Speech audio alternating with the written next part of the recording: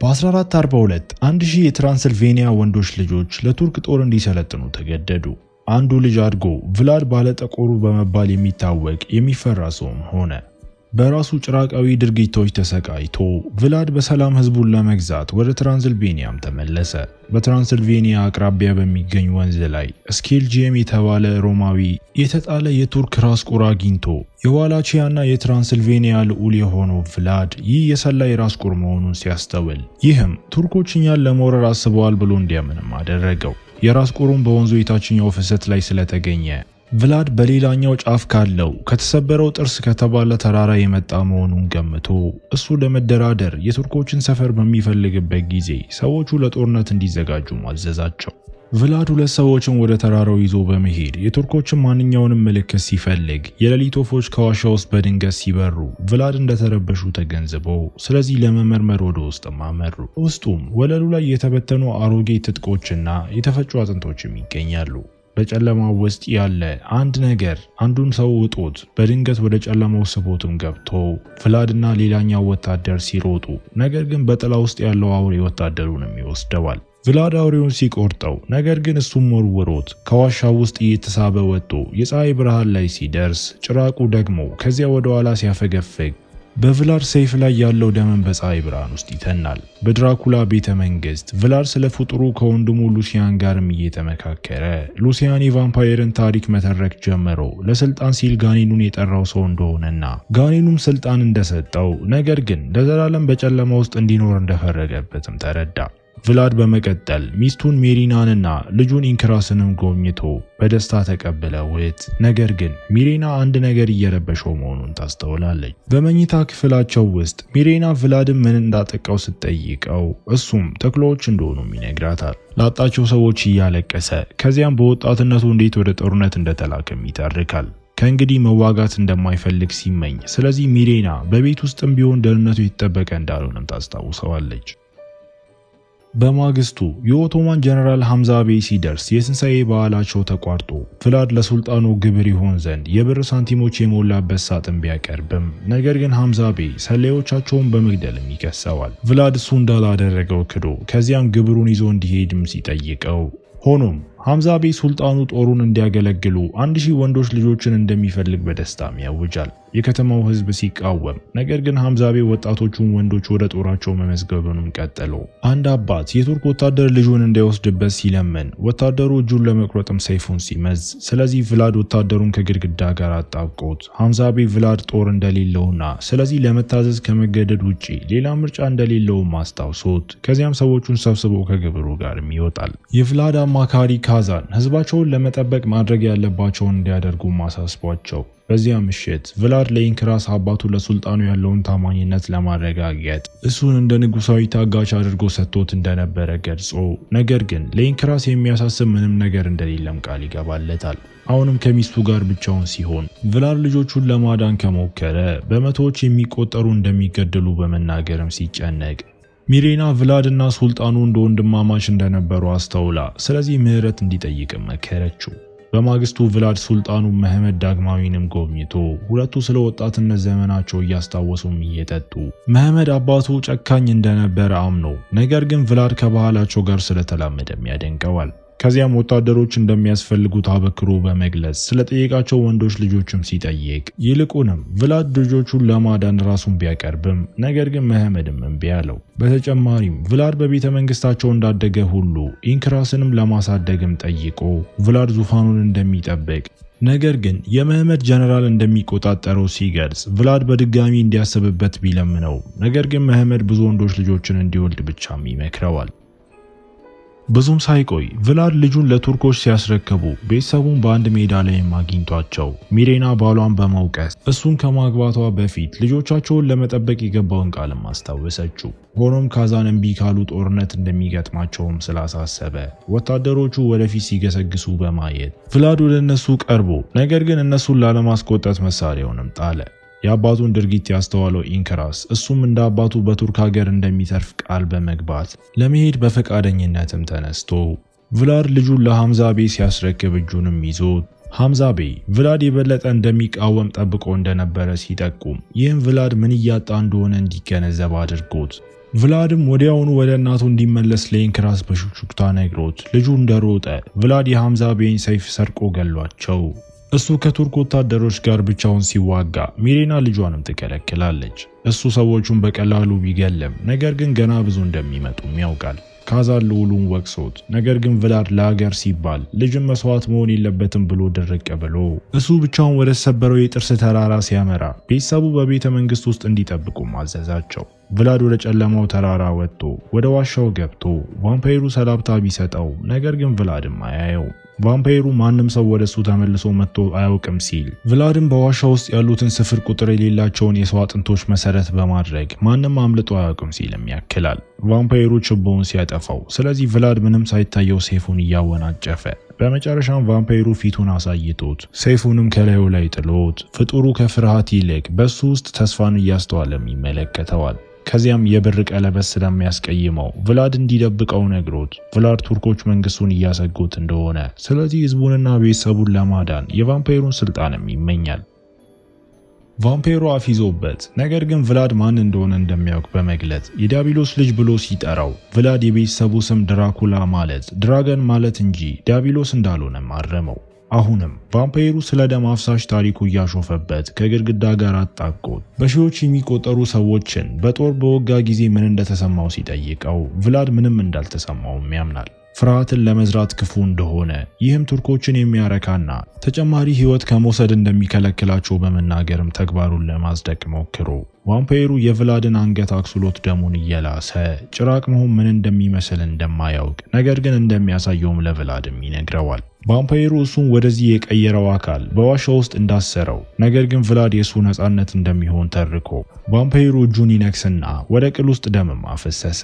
ደሙን እንዲጠጣ ለቭላድ መመሪያ ሰጥቶት ካደረገ ታላቅ ስልጣን እንደሚያገኝ ቃል ይገባለት ሲሆን ነገር ግን ለሰው ደም ያለው ጥማት የማይረካም ይሆናል። ለ3 ቀናት ከመጠጣት መቆጠብ ከቻለ እንደገና ሟችተው ይሆናል። ካልተሳካለት ግን ሙሉ በሙሉ ተቀይሮ ቫምፓይሩም ነፃነቱን የሚያገኝ ሲሆን እሱም በቀሉን ይወጣልና ቭላድም የሱ መጠቀሚያም ይሆናል። ይህ ቢሆንም ለቤተሰቡ ሲል ቭላድ ደሙን ጠጥቶት የቭላድ አካር በሚቀየርበት ጊዜ ቫምፓይሩ ፊቱንም ያዞራል። ቭላድ በወንዙ ውስጥ ይነቃና ቆዳው በብር ቀለበቱ እየተቃጠለ አግኝቶት በፍጥነት አውልቆት ለመነሳት እየሞከረ ነገር ግን አንድ ድንጋይ ሲይዝ ድንጋዩም ይፈረካከሳል። እጁ ቢቆስልም ነገር ግን ወዲያውኑ ድኖ የሸረሪቶችንና የሩቅ እንስሳትን ጥቃቅን ድምጾችም እየሰማ እንዲሁም በጫካ ውስጥ ያሉ እያንዳንዱን ህይወት ያላቸው ፍጥረታትን ሙቀትም ይመለከታል። ቭላድ በመቀጠል ቀለበቱን መልሶ እንደ አንገት ሐብል ለማድረግ በክር ላይ ማስሮት በድንገት በሩቁ ፍንዳታዎችን ሲሰማ ስለዚህ ሮጦ በፍጥነቱ ከፍተኛ ደረጃ ላይ ወደ ቀድሞ ቅርጹ ከመመለሱ በፊት ወደ ብዙ የሌሊት ወፎች ተበትኖ ይህንንም ተጠቅሞ ወደ ቤተ መንግስቱ በፍጥነትም ደረሰ። ወደ ቤተ መንግስቱ ሲደርስ መንግስቱ ተከቦም አግኝቶት ከቤተሰቡ ጋር ተገናኝቶም ለፈራው የከተማ ህዝብ ንግግር እያደረገ አንድ ጥሩ ልዑል ሰላምን ለመጠበቅ ሲል ወንዶች ልጆቻቸውን አሳልፈው ይሰጥ እንደነበር ነግሯቸው ነገር ግን እሱ ላለመሸነፍም ቃል ይገባል። መድፎች ቤተ መንግስቱን ሰብረው ሲገቡ ነገር ግን ቭላድ ጦሩን ብቻውን በመጋፈጥ የጠላት ወታደሮች ወደፊት ሲፈጥኑ እሱ መንጋጋዎቹን እያሳየ ወደ እነሱ ይሮጣል። ቭላድ ሰዎቹን እንደ ተፈጥሮ ኃይል እየወረወረ ጦሩን ብቻውንም እየተዋጋ መሳሪያዎቻቸውን ወስዶ ጠላቶቹን እየቆረጠ በመቶዎች የሚቆጠሩትን ብቻውንም ይጋፈጣል። ብዙም ሳይቆይ ከቭላድና ከሬሳዎቹ በስተቀር የጦር ሜዳው ባዶ ሆኖ ወታደሮቹ ቢደርሱም ነገር ግን የሚዋጉት ተጨማሪ ጦርነትም አያገኙም። ቭላድ ለሰዎቹ ያደረገውን እንዳይጠራጠሩ ነገር ግን ደህንነታቸውን ለመጠበቅ እንዳሰበ እንዲያምኑ ነግሯቸው ሆኖም ተጨማሪ ጦሮች እንደሚመጡ ስለሚያውቅ ስለዚህ ህዝቡ በተራሮች ላይ ወደሚገኘው ኮሲያ ገዳም እንዲዛወሩ ማሳሰባቸው። በመንገዳቸው ላይ ድንኳን ተክለው ቭላድ ሰዎቹ ሲበሉ ሲያይም እየተፈተነ ሚሪና እሱን ወደምትጠብቅበት ድንኳኑን ማፈግፈጎ ጥንዶቹ እየተሳሳሙ ፍቅር መስራት ጀምረው ነገር ግን ቭላድ ደሟን ለመምጠት ሲፈተን ራሱን አግልሎም ከቦታው ይወጣል። ስኬልጂየም በጫካ ውስጥ ሲከተለው አግኝቶት ነገር ግን ስኬልጂየም ይልቁንም የሌሊት ወፎችን እየተከተለ እንደሆነ ተናግሮ ቭላድ ወደ ቫምፓይርነት መቀየሩን አውቆ ቢላዋ መዞ ነገር ግን እሱን ከማጥቃት ይልቅ ስኬልጂየም የራሱን እጅ ቆርጦ ደም አቅርቦለት የቭላድ አገልጋይ ለመሆን ሲጠይቅ ቭላድ የደሙን ጽዋ ወርውሮት ስኬልጂየም ከሱ እንዲርቅም አስጠነቀቀው። በማግስቱ መሐመድ የጦር ሜዳው ላይ ደርሶ ወታደሮቹ በጦር ላይ ተሰክተው ማያቸው። ይህ በእንዲህ እንዳለ ሚሌና ስትነቃ ቭላድ ተኮራምቶ አግኝታው እሷም ስትፈትሸው ያለ ሸሚዝ ሆኖ የብር ቀለበት ደረቱ ላይ ያቃጠለው አገኘችው። ቭላድ ነቅቶ ሚሌና የጦርነት ጠባሳዎቹ እንደጠፉ አይታም ትደነግጣለች።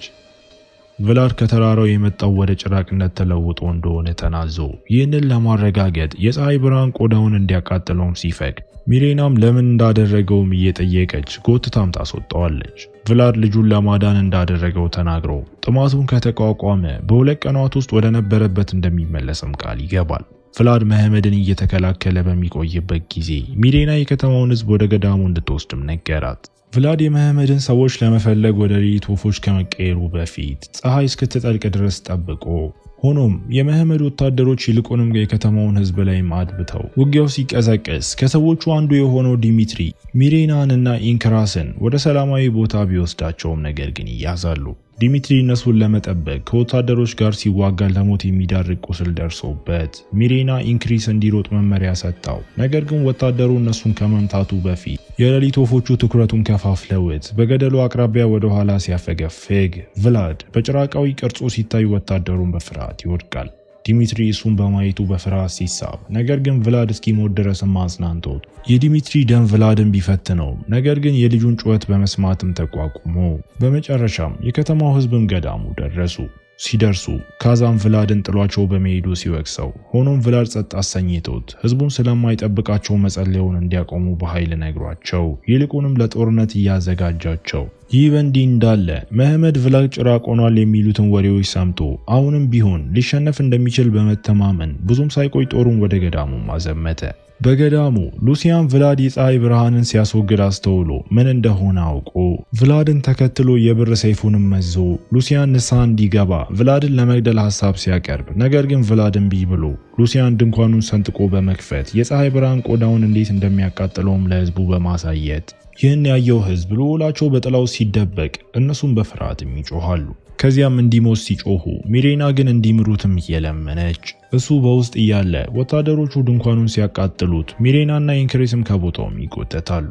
ከውስጥ የሚሰማ ጩኸት ሕዝቡን ጸጥ አሰኝቶት ከድንኳኑ እሳት ውስጥ የሚወጣውን ባሏን እያየች ሚሌናም ኢንክራስ ወደ ውስጥ እንዲወሰድም አድርጋ ቭላድ ታማኝነት በማግደላቸው እየወቀሳቸው በሕይወት የቆዩት በሱ መስዋዕትነት መሆኑንም ያስታውሳቸዋል። ሚሌና ስታረጋጋው ስለዚህ ቭላድ በቁጣ ከመሄዱ በፊት ሕዝቡ ለጦርነት እንዲዘጋጁ አዘዘ። ቭላድ ጭራቅ ከመሆን ለመቆጠብ ጥንካሬን ለማግኘት ወደ ቤተ ክርስቲያን ሄዶ እየጸለየ ኢንክራስ ወደ ውስጥ ገብቶ የተሻለ ስሜት እንዲሰማው ዳቦ ማቀረበለት። ቭላድ ዳቦውን ለልጁ እያካፈለው ለሌሎች ስለሚያስብ ታላቅ መሪ እንደሚሆንም ያውጃል። ኢንክራስ ቱርኮች እሱን እንዳይወስዱት ቭላድ እንደከለከለላቸው በማስታወስ የተቀየረው ለዚህ እንደሆነም ሲያምን ቭላድ ለሱ ሲል እንዳደረገውም ተናዞ ካስፈለገ እንደገና እንደሚያደርገውም ያረጋግጥለታል። በምሽት ቭላድ ጦሩን ከሩቅ አይቶ በንጋት ጊዜ ኃይሉን ሲያጣ ጦርነቱን ባለማቆሙም ሲጨነቅ፣ ስለዚህ ሚሌና እስከ መጨረሻው ከጎኑ ሆና ለመዋጋትም ቃል ትገባለች። ልጆቹን ለመጠበቅ የሚችሉትን ማድረጋቸውን አረጋግጣለት ስለ ፍቅር ጊዜና ስለ ሕይወት ማለፍ የሚናገር ግጥም የሆነውን የጋብቻ ቃለ መሐላቸውንም ታስታውሰዋለች። ጠላታቸው ሲቃረብ ጥንዶቹ እርስ በእርሳቸው እቅፍ ውስጥ መጽናናትን አግኝተው ብዙም ሳይቆይ የኦቶማን ጦር ደርሶ ቭላድ የሌሊት ወፎች ወደ ማማው ሲበሩ አስተውሎ እነሱን መቆጣጠር እንደሚችልም ይገነዘባል። በሱ ትዕዛዝ በሺዎች የሚቆጠሩ የሌሊት ወፎች በገዳሙ ተሰባስበው መሐመድን በጦሩ መካከል ሲያየው የሌሊት ወፎቹን እንዲያጠቁም ይልካቸዋል። የሌሊት ወፎቹ ወታደሮቹን እየመቱ እየጣሉና እየነከሱም እየተጋጯቸው፣ ከዚያም የሌሊት ወፎቹን ሰብስቦ በወታደሮቹ ላይ ማዘንቧቸው። ቭላድ ጦር ሜዳው ላይ ሲደርስ መሐመድ ከፈረሱ ላይ ወድቆ ሆኖም ለማጥቃት ሲንቀሳቀስ አንድ አስመሳይ የሱልጣኑን ትጥቅ እንደለበሰም ተገነዘበ።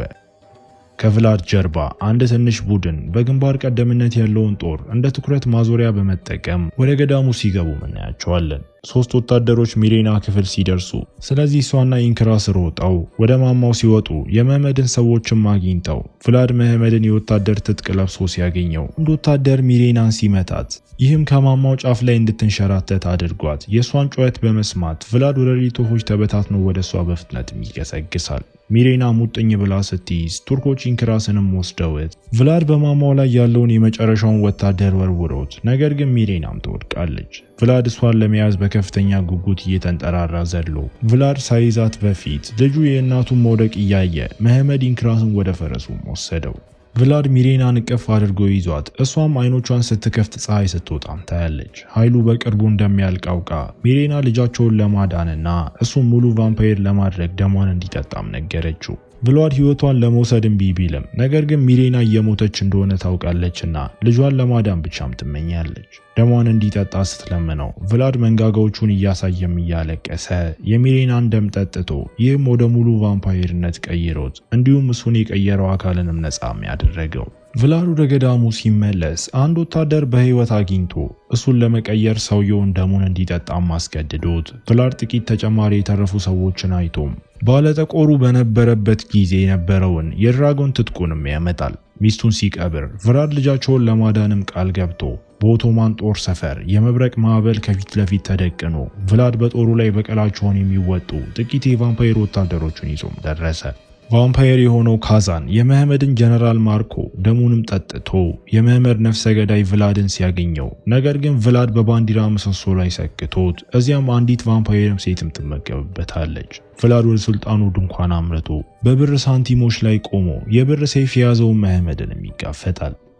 የታሰረው ኢንክራስ አባቱና ሱልጣኑ ሲዋጉም ተመልክቶ በብሩ ምክንያት ቭላድ ቢታገልም ወለሉ ላይ የተደበደበ ይህም ቆዳውንም አቃጠለው። ቭላድ እየደከመ ሲሄድ መህመድም እያሾፈበት ሲዋጉ መህመድ በቭላድ ላይ እንዲዘንብ ተጨማሪ የብር ከረጢቶችን ከፍቶ ይህም ቫምፓየሩን እንዲያጣብቀውና እንዲደበድበው አስቻለው። ኢንክራስ ከሰንሰለቶቹ ጋር እየታገለ ለአባቱ ህይወትም ይለምናል።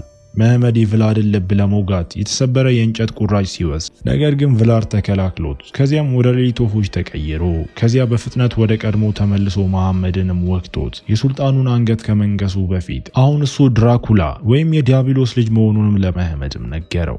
ቭላድ ልጁን ወደ ውጪ ሲወስደው እዚያም የቫምፓየር ጦሩ ተሰብስቦ ካዛን በአዲሱ ጥንካሬው ተደስቷልና ከኢንክራስ በስተቀር ምንም የሰው ልጅ እንዳልቀረ ሪፖርትም ያደርጋል። በድንገት ካዛን የቭላድ ልጅ ትኩረት መሳቢያ ብቻ እንደሆነ ሲጠቁም ቫምፓየሮቹ በዙሪያውም ተሰብስበው ካዛን ኢንክራስን ለማጥቃት ሲንቀሳቀስ ቭላድ ግን ወቅቶት ካዛን በፊታቸው ተበትኖ ቭላድም ልጁን ከሌሎቹም እየተከላከለ በድንገት ሉሲያን ቫምፓየሮቹ የሚፈሩትን የተቀደሰ መስቀል ይዞም ደረሰ።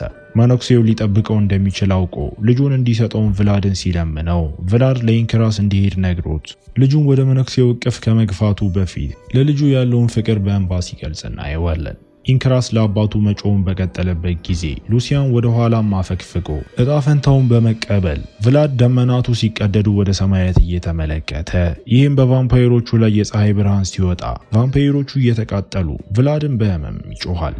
ብዙም ሳይቆይ ኢንክራስ አዲስ ልዑል ሆኖ እየተሾመ ነገር ግን አባቱ ለህዝቡ እንደነበረው ጀግና ሆኖ እንደማይታይ በማሰብም ሲያዝን አይተነው እሱ ሳያውቅ ስኬልጂየም በኦቶማን ሰፈር ውስጥ የቭላድን አካል አግኝቶ እሱም ደሙን ያቀረበለት ሲሆን ይህም ቫምፓየሩን ሕያውም አደረገው።